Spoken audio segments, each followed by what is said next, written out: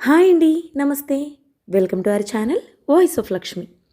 కొల్లిపాక రమామణి గారు రచించిన 'మధు' అనే ఒక చక్కటి కథను వినేద్దామండి. కథ మొదలు పెడదామా? ఆమెని ఒక బంధువుల ఇంట్లో చూడడం తటస్థించింది. లేత పసుపు రంగు వాయిల్ చీర కట్టుకుని కడిగిన ముత్యంలా మెరుస్తుంది. మనిషిని చూడగానే ఆకట్టుకునే ఆకర్షణ ఏదో ఉంది. జుట్టు దువ్వుకోవటంలో, చీర ధరించటంలో, పొందికగా కూర్చోవటంలో, ప్రతి విషయంలో ఒక అందం కనిపిస్తుంది. ఆమె చేతివేళ్లు సన్నగా పొడుగ్గా ఉన్నాయి. గోళ్ళు గుండ్రంగా కత్తిరించి పగడాలు పొదిగినట్టు మెరుస్తున్నాయి. ఆమె పేరు మధు. చాలా తెలివైనదని పేరు. ఆ ఏడాదే ఎంఏ డిగ్రీ పుచ్చుకుంది. యూనివర్సిటీలో ప్రథమ శ్రేణిలో వచ్చి బంగారు పతకం తెచ్చుకుంది. మధు అంటే నేను ఇష్టపడ్డాను. అన్ని విధాలా అనువైన సంబంధమని మా వాళ్ళు ఒప్పుకున్నారు. నేను ఇంజనీరింగ్ పాస్ అయి జూనియర్ ఇంజనీర్గా పనిచేస్తున్నాను. ఉద్యోగంలో పైకి వచ్చే అవకాశాలున్నాయి. కుటుంబ బాధ్యతలు లేవు. అందుకని మా పెళ్లికి ఆడపెళ్లి వారి వద్ద నుంచి ఏ అభియోగమూ లేకపోయింది. మధుకు నాకు వివాహం జరిగింది. 10 రోజులు ఇట్టే పెళ్లి హడావిడిలో గడిచిపోయాయి. మధుని తీసుకుని ఒంటరిగా తాతానగర్ వచ్చేశాను. కాపురం పెట్టగానే మా అసలు జీవితం ప్రారంభమైంది. రైలు దిగి ఇల్లు చూస్తూనే ముఖం చిట్లించింది మధు. ఇల్లు చిన్నదని కాదు, ఇల్లంతా గలీజ్గా ఉందిట. అప్పటికి నేను ముందుగా ఉత్తరం రాస్తే నా స్నేహితుడు ఇల్లు తుడిపించి కడిగించి పెట్టాడు. ఎంత ఘోరంగా ఉంది ప్రకాష్, అంది మధు. బ్రహ్మచారి కొంప ఇంతకంటే బాగా ఎలా ఉంటుంది? అయినా నా కళ్ళకి బాగానే ఉంది. బెనర్జీ తుడిపించాడు కదా. నీ కళ్ళకి బాగుందా? నా మట్టుకు నాకు ఎన్ని రోజులు శుభ్రం చేస్తే బాగుపడుతుందో తెలియటం లేదు. ఇవాళేం పెట్టుకోకు, స్నానం చేసిరా. బెనర్జీ భోజనానికి పిలిచాడు, వెళ్ళాలి. ఎదురు చూస్తూ ఉంటారు. స్నానం ఎలా చేయను ప్రకాష్? ముందర ఇంటి పని చూసిన తర్వాతే తక్కిన పని, అంది చేతిలో హ్యాండ్ బ్యాగ్ అల్మరాలో పెడుతూ. నాకే ఆశ్చర్యం వేసింది. ఇంతట్లోనే నాకు వంట పని అది చేసి పెట్టే పనికుర్రాడు హనుమాన్ వచ్చాడు.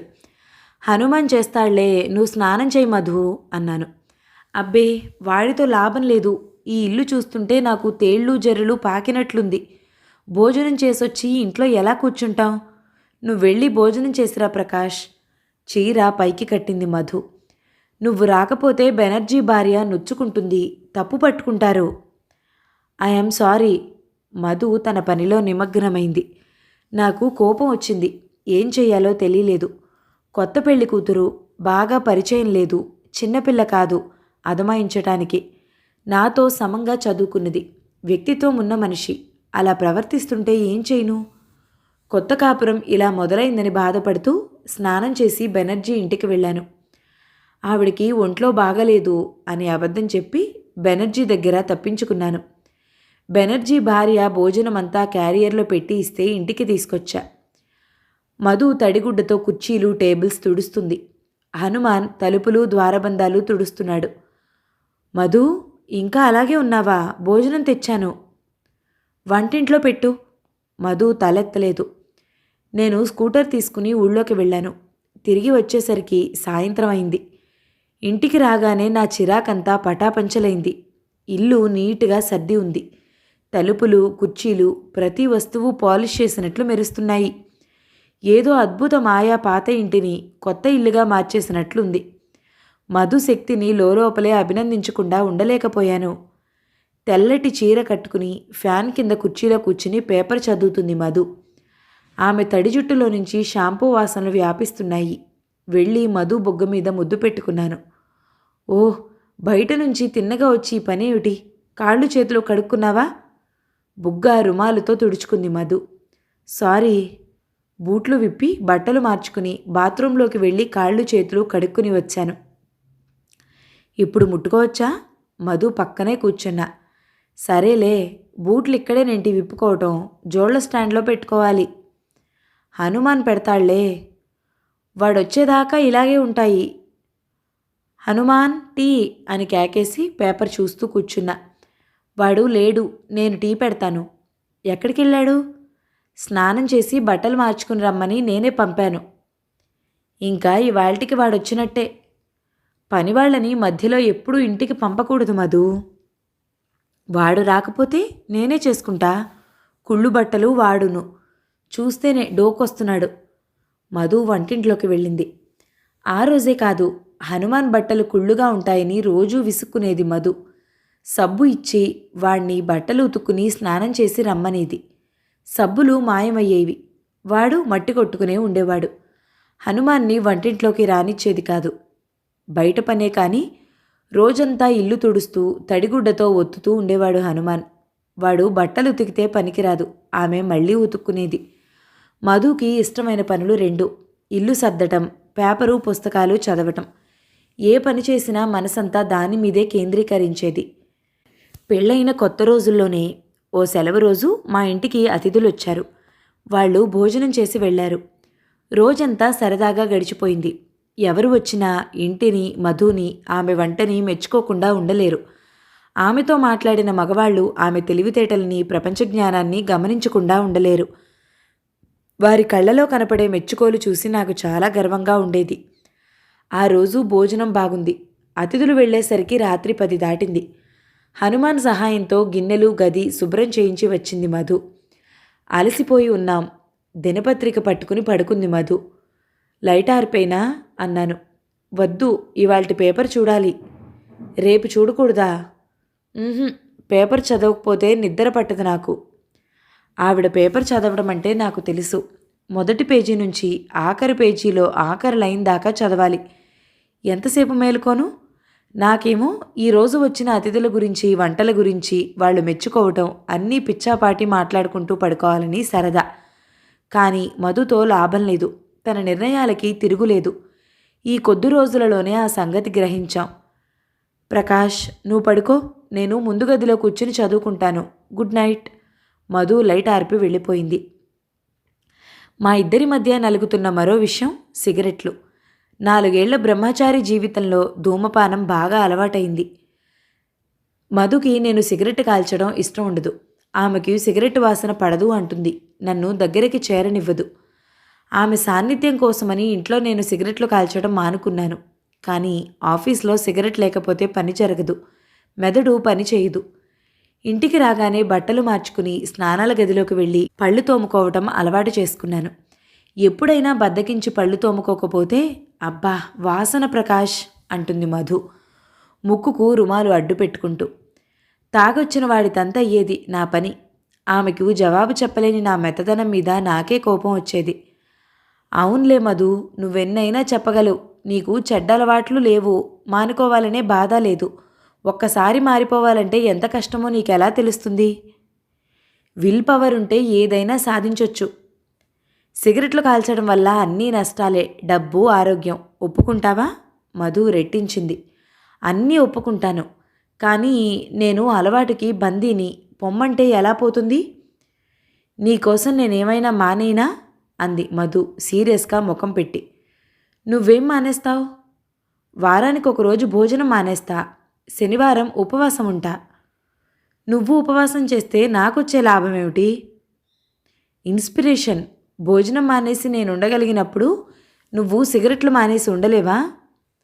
ఆమెతో ఏం వాదించును?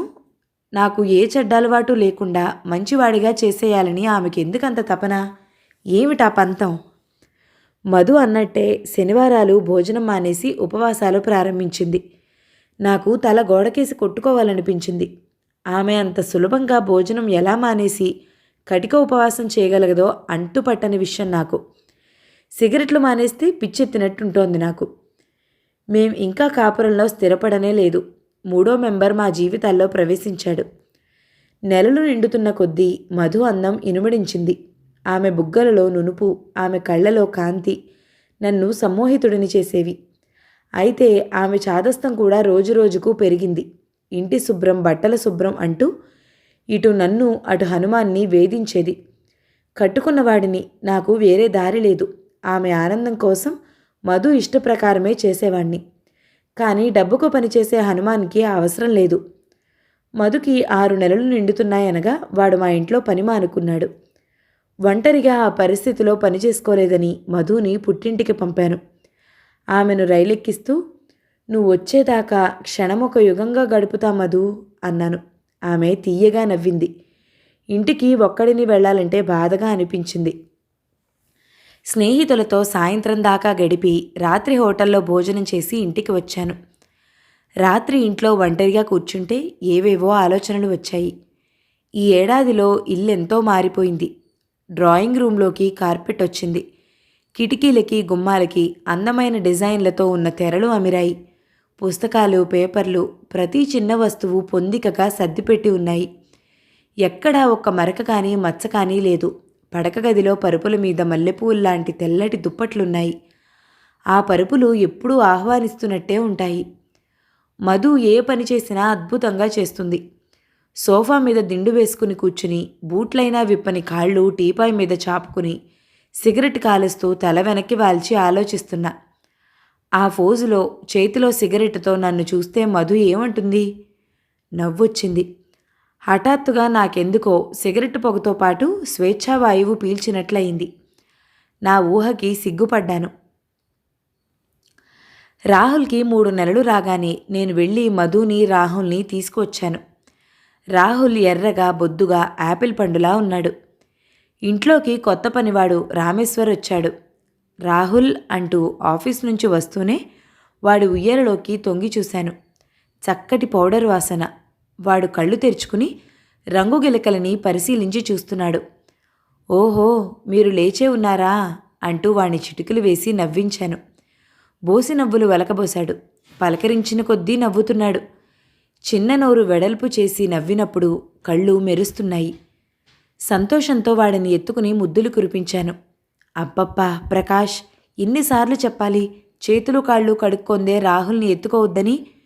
పిల్లలకి ఇన్ఫెక్షన్ తొందరగా వస్తుంది. మధు బాబుని నా చేతుల్లోంచి లాక్కుంది. చేతిలోని అమృత భాండాన్ని ఎవరో రాక్షసుడు లాక్కున్నంత బాధ కలిగింది. ఊరికే నన్ను అన్ని విషయాల్లోనూ చెక్ చేయకు మధు, చిరాకు పడుతూ ముందు గదిలోకి వచ్చేశాను. మధు లేని 6 నెలల్లో మళ్ళీ నా పాత అలవాట్లు నా దగ్గరికి చేరాయి. ఇప్పుడు ఆమె కోసం సిగరెట్లు మానేయాలంటే నాకు బాధగా ఉంది. కోపం ముక్కు మీదుంటుంది. ప్రతిదానికి చిరాకెక్కువవుతోంది.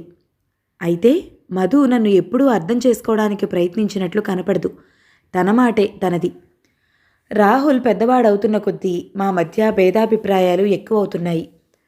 వాడు మట్టిలో ఆడకూడదు, కొన్ని నిర్ణీత సమయాల్లోనే బయట ఆడుకోవాలి అంటుంది మధు. వాణ్ణి స్వేచ్ఛగా వదిలేయి అంటాను నేను. ఈ మధ్యకాలంలో మేం తాతానగర్ నుంచి కలకత్తా మారాం. నా ఉద్యోగపు హోదా పెరిగింది. రాహుల్ని స్కూల్లో వేశాం. వాడి పెంపకం బాధ్యత మధుదే. వాడు చాలా తెలివైనవాడు. ఏ విషయాన్నైనా ఇట్టే పట్టుకుంటాడు. వాణ్ణి మంచి బాలుడిగా తీర్చిదిద్దాలన్నది మధు తాపత్రయం. ప్రతి క్షణం వాడి మీద ఆంక్షలు పెడుతూనే ఉంటుంది.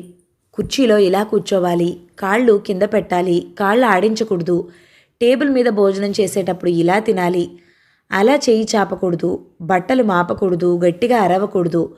100 శిక్షణలు. వాడు తప్పు చేస్తే శిక్షిస్తుంది, నీళ్ల గదిలో పెట్టి బంధిస్తుంది, లేదా ఓ పూట అన్నం పెట్టదు. నాకివేమీ నచ్చవు. ఆ పసివాడి కంట్లో నీళ్లు తిరిగితే నేను చూడలేను. మధుకి నాకు రాహుల్ విషయంలో రోజు మాట మీద మాట పెరుగుతుంది. రాహుల్ నాకు కొడుకే, వాడి పెంపకంలో నాకు బాధ్యత ఉంది అంటే మధు ఇచ్చే జవాబు, నువ్వు పెంచితే నీ అలవాట్లే వస్తాయి ప్రకాష్. నాకేమంత చెడ్డ అలవాట్లున్నాయని? సిగరెట్లు కాల్చడం, రోజుకో 6 సార్లు టీ తాగటం మహాపరాధాలా? నువ్వేదైనా ఉద్యోగంలో చేరకూడదా మధు? నీ తెలివితేటలు, డిగ్రీ వృధా అవుతున్నాయి కదా అన్నాను. ఆమె ఉద్యోగంలో చేరితే మా తండ్రి కొడుకుల మీద కొన్ని ఆంక్షలు తగ్గుతాయేమో అనే భావంతో. నాకు తీరికెక్కడ ప్రకాష్, అయినా నువ్వు సంపాదించినది మనకి హాయిగా సరిపోతుందిగా అని కొట్టిపారేసింది. రాహుల్కి 7 సంవత్సరాలప్పుడు నేను జర్మనీ వెళ్ళాను.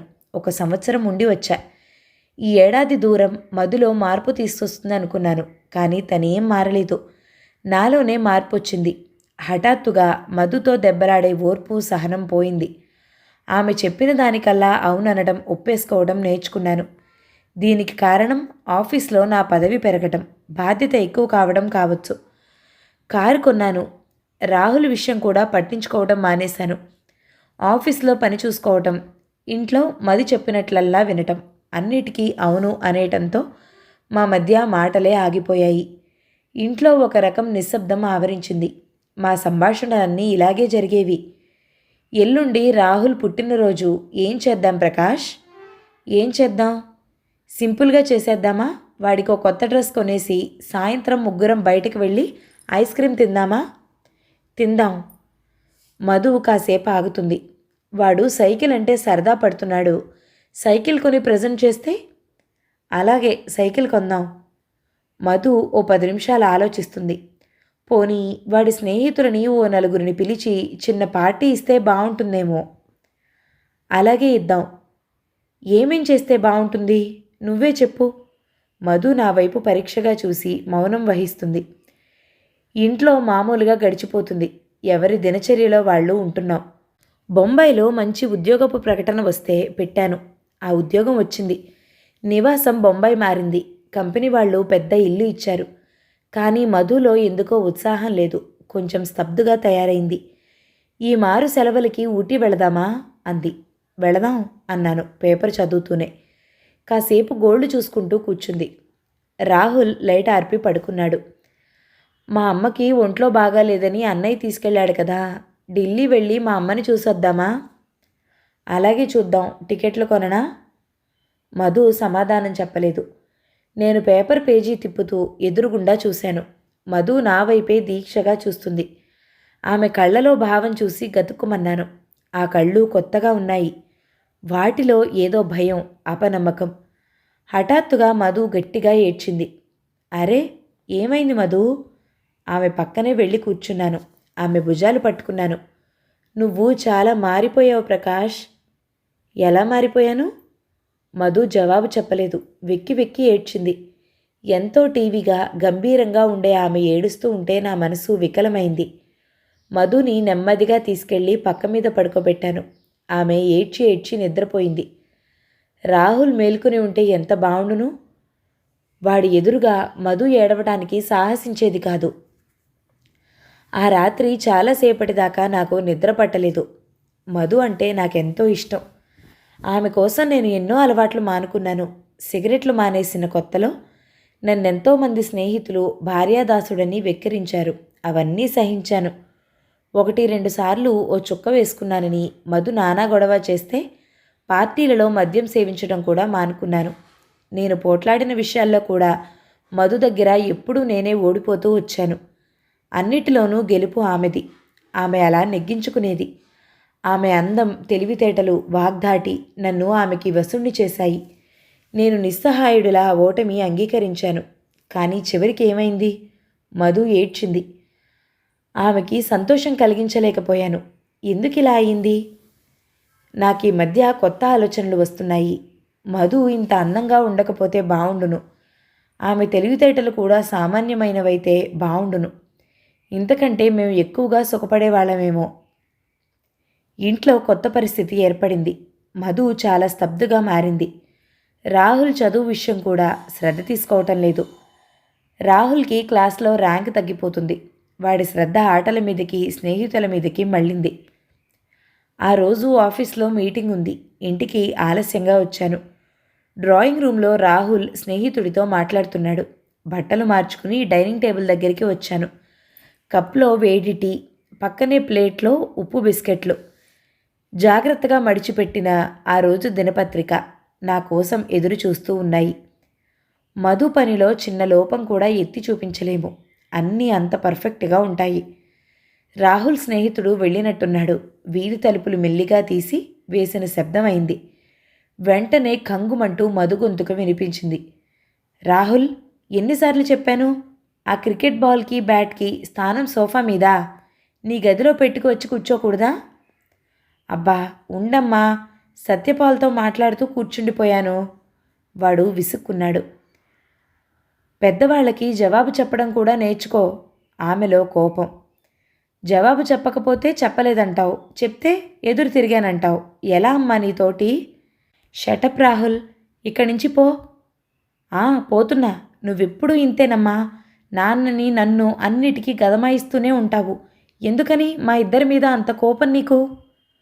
నేను టీ వదిలేసి లేచి ముందు గదిలోకి వచ్చాను. రాహుల్ జోళ్లు చప్పుడు చేసుకుంటూ తన గదిలోకి వెళ్ళిపోతున్నాడు. రాహుల్, నా పిలుపు విని ఆగి, ఏం నాన్నా అన్నాడు. అలాగేనా అమ్మతో మాట్లాడటం? వాడు ఒక్కసారి నిరసనగా చూసి మౌనంగా తన గదిలోకి వెళ్ళిపోయాడు. మధు అబ్బా అంటూ నిలుచున్న చోటే నేలకి ఒరిగిపోయింది. ఆమెను కంగారుగా ఎత్తుకుని తీసుకువెళ్ళి పడక మీద పడుకోబెట్టి డాక్టర్కి ఫోన్ చేశాను. మధుకి హార్ట్అటాక్ వచ్చింది.